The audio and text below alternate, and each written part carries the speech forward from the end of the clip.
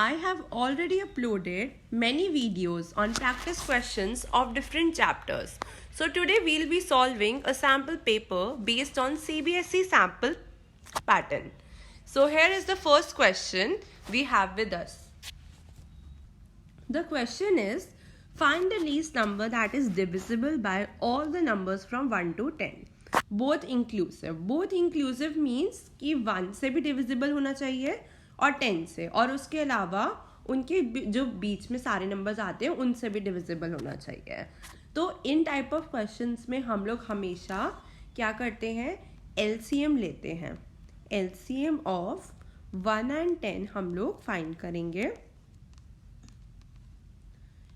इसका LCM अगर आप लोग सॉल्व करोगे 2520 आएगा. So this is the least number that will be divisible by all the numbers from 1 to 10, in which 1 and 10 are also included. Next question is, find the product of zeros of the quadratic polynomial 2x square minus 5x plus 2. तो हमारे zeros क्या हैं? Zeros हैं alpha and beta, and इनका product हमने पढ़ा है. Alpha beta का प्रोडक्ट किसके इक्वल होते हैं? C by A. When the equation is of form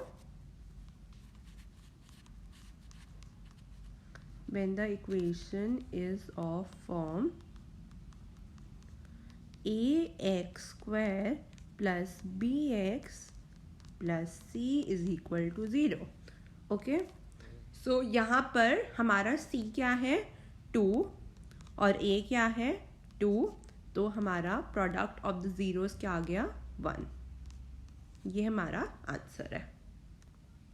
next question we have with us is, triangle ABC में हमें साइड्स दिए हैं, AB दी है, BC दी है, CA दी है, और हमें बताने कौन सा टाइप ऑफ ट्राइंगल है ABC. तो जो लॉन्गेस्ट साइड है दैट इज CA, वो हमारा हाइपोटेन्यूज है, दैट इज 5 सेंटीमीटर. ठीक है, उसके बाद हमारा बेस और हाइट हम कोई भी AB भी ले सकते हैं, BC भी ले सकते हैं. तो सपोजिंगली हमने बेस को लिया 3 सेंटीमीटर और हमने हाइट को लिया 4 सेंटीमीटर. तो हाइट हमारी क्या हो गई? BC. ठीक है, और हमारा बेस हो गया AB. हम लोग 4 सेंटीमीटर को भी बेस ले सकते हैं और 3 सेंटीमीटर को हाइट भी ले सकते हैं. तो यहाँ पर अगर हम लोग अप्लाई करेंगे h square is equal to p square plus b square, that is CA का whole square is equal to BC का होल स्क्वायर अपॉन AB का होल स्क्वायर.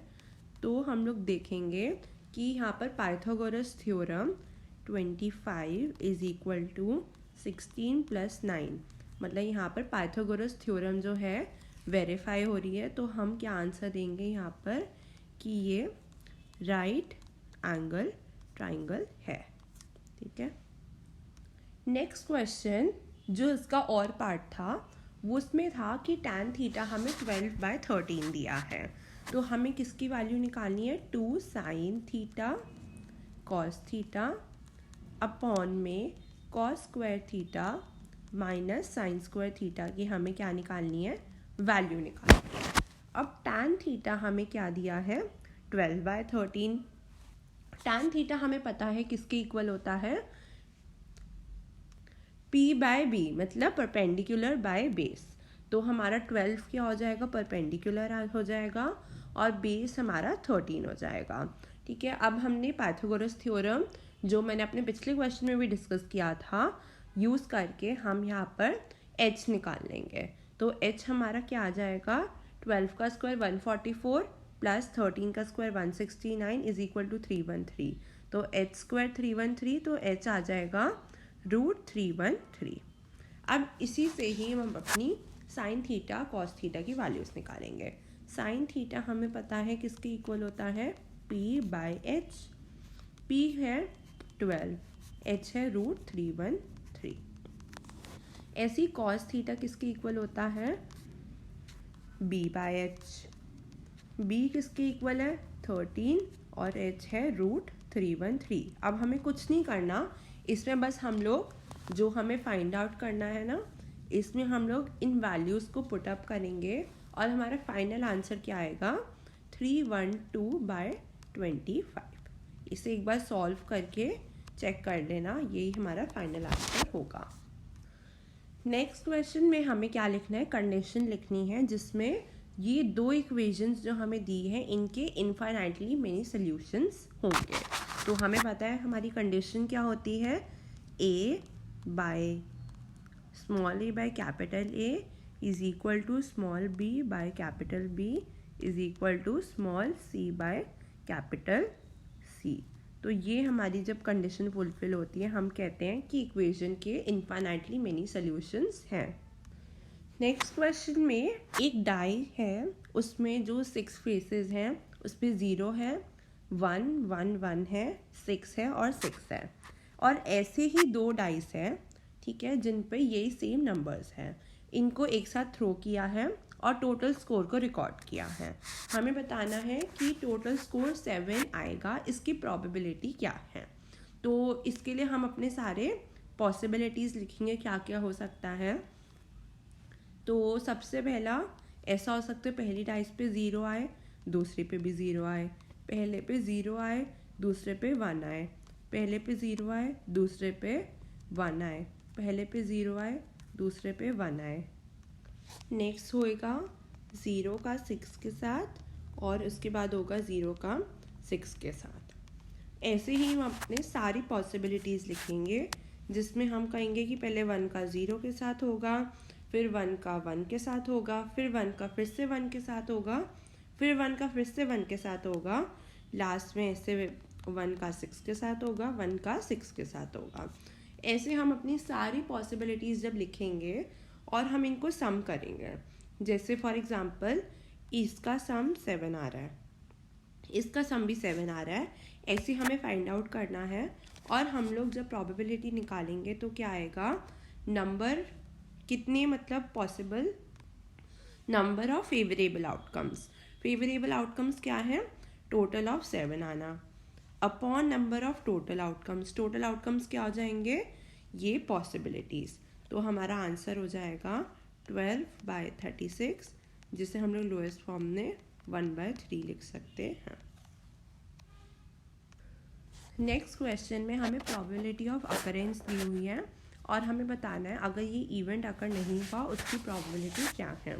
तो हमें पता है probability that event will occur plus probability that event will not occur is 1। तो यहाँ पर प्रोबेबिलिटी कि इवेंट अकर होगा वो 0.3 है और प्रोबेबिलिटी कि इवेंट अकर नहीं होगा वो हमें फाइंड आउट करना है। तो probability that event will not occur will be equal to 0.7.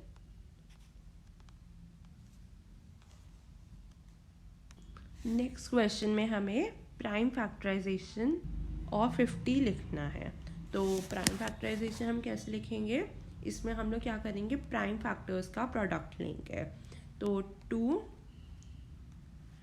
हो जाएगा इंटू 5 इंटू 5। तो अगर हम इसका प्रोडक्ट करेंगे तो क्या आ जाएगा, 50 आ जाएगा। तो यही हमारी प्राइम फैक्टराइजेशन होगी। अब यहाँ पर हमें HCF लिखना है 2 कॉमन को प्राइम नंबर्स का। को प्राइम नंबर्स हमने पढ़े हैं, कौन से नंबर्स होते हैं जिनका जो कॉमन फैक्टर होता है वो कुछ नहीं होता, ठीक है, मतलब सिर्फ 1 ही होता है, ठीक है। जैसे अगर एग्जांपल लें 15 और 17, तो इनका कोई भी कॉमन फैक्टर नहीं है एक्सेप्ट फॉर 1। तो यहाँ पर क्या होगा, हाईएस्ट कॉमन फैक्टर क्या है, 1 ही है। नाउ इन दिस क्वेश्चन हमें एरिया निकालना है स्क्वायर का, that can be inscribed in a circle of radius 5 centimetre. तो ये मैंने एक फिगर बनाई है इस क्वेश्चन की। इस स्क्वायर को हमने ABCD नेम कर दिया और सेंटर को हमने सपोज O ले लिया। तो हमें क्या दिया है, OB जो है वो 5 सेंटीमीटर है और हमें स्क्वायर का एरिया निकालना है। तो हम लोग इसमें क्या करेंगे, हम लोग BD स्क्वायर लेंगे यूजिंग पाइथागोरस थ्योरम, क्योंकि हम सबको पता है कि एंगल्स ऑफ स्क्वायर क्या होते हैं 90 डिग्री, और हम लोग राइट एंगल ट्राइंगल में पाइथागोरस थ्योरम अप्लाई कर सकते हैं। तो यहाँ पर BC स्क्वायर हो गया plus CD square. BD square को हम लोग और कैसे लिख सकते हैं, OB plus OD, OB square plus OD square लिख सकते हैं हम लोग, ठीक है। और उसके बाद यहाँ पर क्योंकि BD जो है वो OB प्लस OD के इक्वल है, तो हम लोग क्या लिखेंगे, OB प्लस OD का होल स्क्वायर। और BC को मैंने अपनी फिगर में x स्क्वायर x सपोज किया है, क्योंकि all sides of square are equal, तो मैंने DC और BC को सेम ही मेजर लिया है। तो यहाँ पर क्या आ जाएगा, OB क्या है 5, OD क्या है 5, तो 10 का स्क्वायर हो जाएगा 100 is equal to 2x square. तो x स्क्वायर क्या आ गया 50 आ गया। और अगर आप लोग देखो, हमें क्या निकालना था, एरिया निकालना था स्क्वायर का, और हम सबको पता है एरिया ऑफ स्क्वायर क्या होता है, साइड इनटू साइड, मतलब साइड स्क्वायर। साइड क्या है x स्क्वायर निकालना था, और यहाँ पर हमने x स्क्वायर निकाल लिया। तो हमारा 50 सेंटीमीटर स्क्वायर, 50 सेंटीमीटर स्क्वायर हमारा क्या हो जाएगा, एरिया हो जाएगा स्क्वायर का। नेक्स्ट क्वेश्चन है, डिग्री मेजर बताना है हमें सेक्टर का if it becomes a quadrant. हम सबको पता है एरिया ऑफ सेक्टर क्या होता है, एरिया ऑफ सेक्टर होता है theta by 360 into pi r square, और हमारा एरिया ऑफ क्वाड्रेंट होता है 1/4 पाई आर स्क्वायर। और हमें क्या बताना है, डिग्री मेजर क्या होना चाहिए सेक्टर का, डिग्री मेजर मतलब थीटा क्या होना चाहिए if it becomes a quadrant.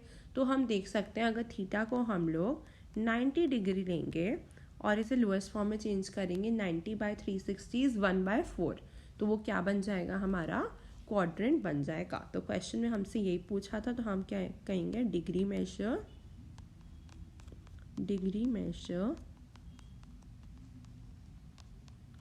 will be 90 degrees. Okay,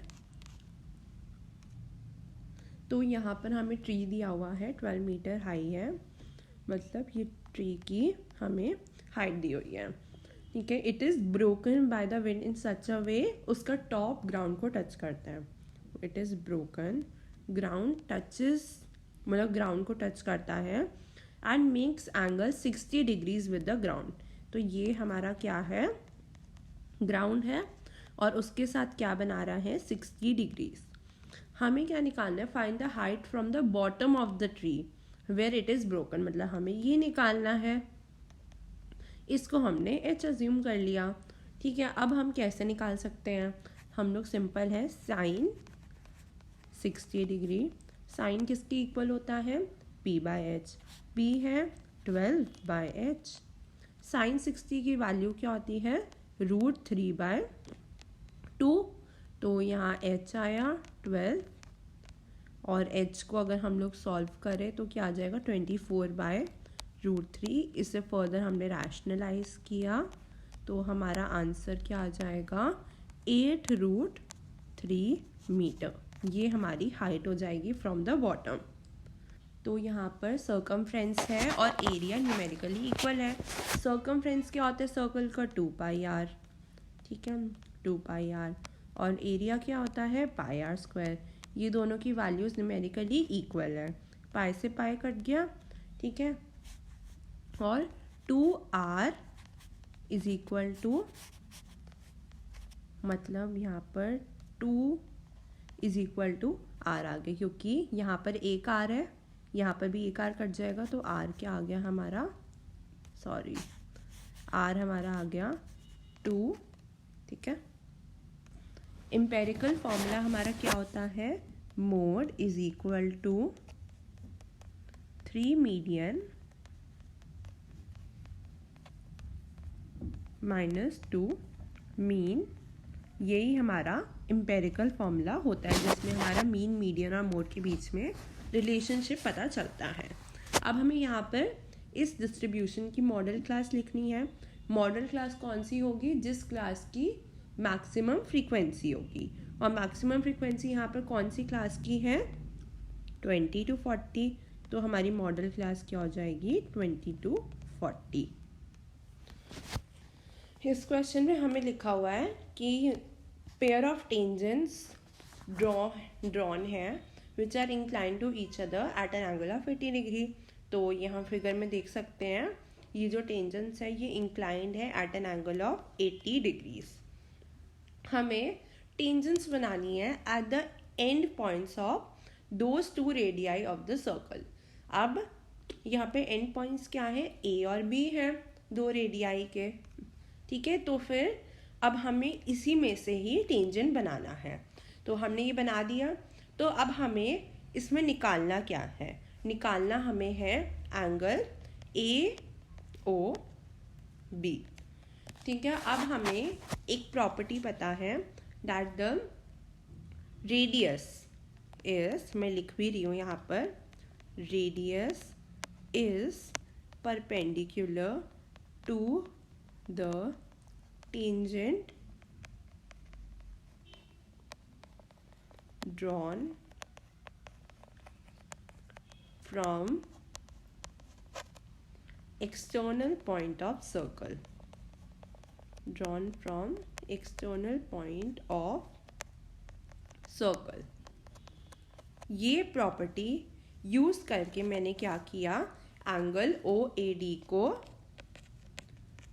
और एंगल OBD को मैंने 90 डिग्रीज बना दिया।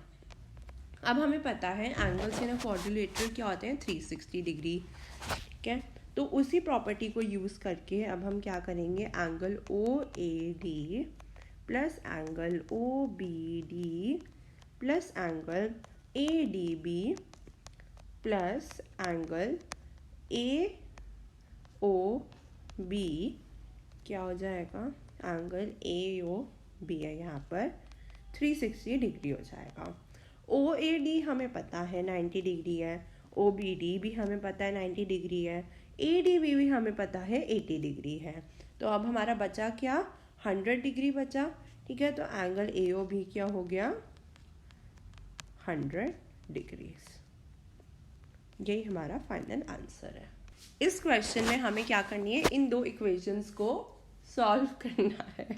तो यहाँ पर हम लोग इस इक्वेशन को सब्स्टिट्यूशन मेथड से भी सॉल्व कर सकते हैं और एलिमिनेशन मेथड से भी कर सकते हैं सॉल्व।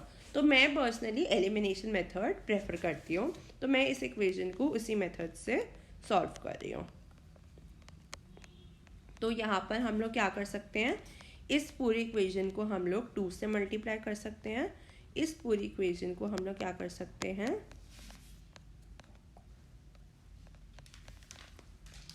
2 से, यहाँ पर हमने क्या किया? 3 से मल्टीप्लाई किया।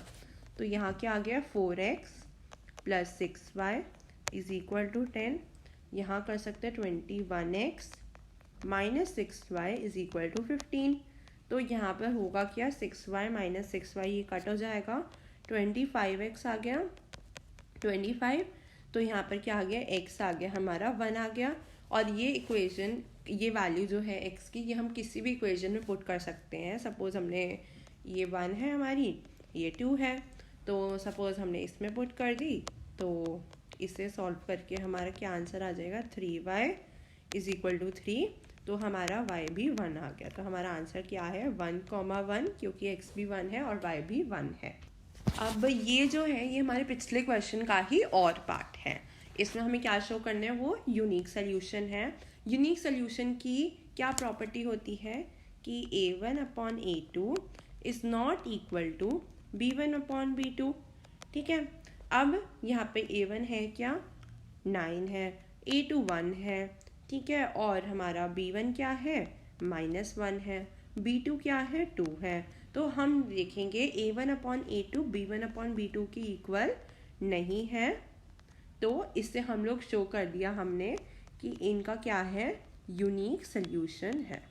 तो इसमें हम बस इतना ही शो करेंगे।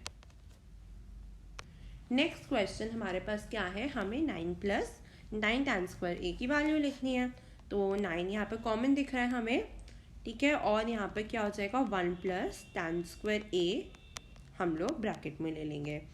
हमने आइडेंटिटी पढ़ी है कि 1 प्लस tan स्क्वायर ए किसके इक्वल होता है, सेक स्क्वायर ए के, ठीक है। अब यहाँ पर हमने क्या किया 9 सेक स्क्वायर ए, बस ये हमारा सॉल्व हो गया, ठीक है। ये हमारा पहला पार्ट था और इसका जो और पार्ट है उसका सल्यूशन क्या होगा।